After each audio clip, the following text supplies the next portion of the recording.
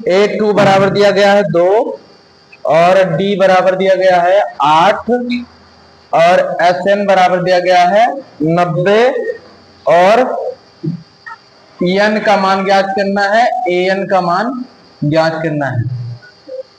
अच्छा, यहाँ पर अगर एस एन वाला फार्मूला लगाएंगे तो एस एन वाले फार्मूले में क्या होता है? एस एन वाले फार्मूले में होता है N upon 2 A plus A N या फिर एल, है ना। फिर उसके बाद यहाँ पर देखो एस एन का मान कितना दिया है 90 एन अपान 2, ठीक, और ए का मान दिया है 2 प्लस ए एन का मान नहीं दिया है ना, ए एन रखो।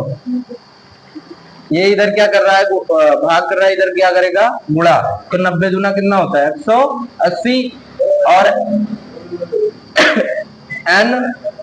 एन इधर क्या करेगा भाग करेगा कि नहीं करेगा,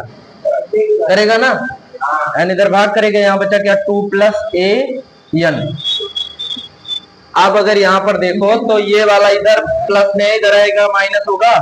180 अपान एन माइनस 2, ठीक, बराबर क्या हो जाएगा ए एन। यहां से क्या आया ए एन का मान आ गया, देखो ए एन का मान इतना आया। अब क्या करेंगे ए एन वाला फार्मूला लगाएंगे, ए एन वाला फार्मूला लगाएंगे a plus n minus 1 into d, d का मान भी दिया गया है। ए एन का मान कितना आया है 180 बट्टा एन माइनस 2 बराबर ए का मान दिया गया है 2 plus n minus 1 into d का मान दिया गया है 8, ठीक।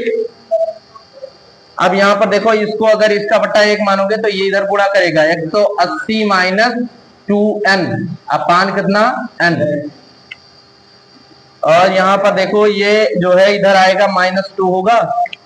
होगा कि नहीं होगा, ये प्लस में है ना, इधर आएगा माइनस होगा, और ये इधर गुणा कर रहा है तो इधर क्या करेगा भाग, बराबर में बचा क्या n माइनस 1, ठीक। अभी ये नहीं ला सकते थे, अभी 8 नहीं ला सकते, अभी अभी 8 नहीं ला सकते। 8 क्यों नहीं ला सकते, क्योंकि इसका बट्टा अभी नहीं कुछ है, एक बट्टा मानोगे क्या 1, तो ये वाला फिर यहाँ गुणा करेगा तो क्या होगा 180 माइनस 2n माइनस 2n अपान कितना n। अब ये वाला उधर जा सकता है डायरेक्ट, तो यहाँ पर क्या होगा n माइनस 1 इंटू डी, ये n वहां जाएगा 8 यहाँ चलाएगा, हो सकता है कि नहीं हो सकता है, नीचे से ऊपर जाएगा ऊपर से नीचे आएगा, यहाँ ये दोनों जुड़ जाएंगे, देखो माइनस माइनस में जुड़ जाएंगे 180 माइनस 4n और बराबर यहाँ कितना आ गया 8 और यहाँ n माइनस 1, या ना लाओ यहाँ n रहने दो, यहाँ 8 भी रहने दो, तो 8n हो जाएगा, अंदर में गुणा हो जाएगा 180 माइनस 4n बराबर कितना 8n n स्क्वायर बन जाए ना, और माइनस कितना 8n, ये उधर जाएगा घट जाएगा कि नहीं घट जाएगा, तो क्या हो जाएगा 180 माइनस 8 4n कितना नहीं एरी ना 8n square plus 4n, plus होगा कि माइनस होगा, माइनस है, बड़ा वाला कितना है -1, तो यहाँ माइनस होगा। अब ई वाला 180 उधर ले जाओ, यहाँ बचा का 0, 8n स्क्वायर माइनस 4n और माइनस 180, द्विघात समीकरण बन गया, हल कर डालो, द्विघात समीकरण बन गया तो हल करो, क्या हो जाएगा 8n square minus 4n minus 180 बराबर 0, मैं 8 4 कामन ले सकता 2 4 हो जाए 2n स्क्वायर होगा, यहाँ 4 पूरा ले लिया बचा n, और यहाँ 4 चौक 16 और 4 पंचे 20, 4 चौक 16 4 पंचे 20 बराबर 0। जब कामन लिया 4 जौन वही भेज दिया 0 होगा, ठीक। अब यहाँ देखो 2 का m में गुणा होगा तो कितना होगा 90 का 2 हिस्सा हम तोड़े थे, घटाने कितना आ जाए 1, n के आगे कुछ ना है तो 1, घटाने कितना आना चाहिए 1, तो 90 को हम कैसे तोड़ सकते हैं, एका यस के डारो दो चौका 8, दो पंचे 10, और 5 9 45, और 3 त्रिका 3 एकम, तो का 2 पंचे 10, 3 त्रिका 9, 10 में से घटाऊगा 9 तो का हो जाए 1, तो यहाँ कितना हो जाए 2n² माइनस 10 माइनस 9 n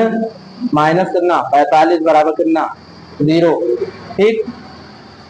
अब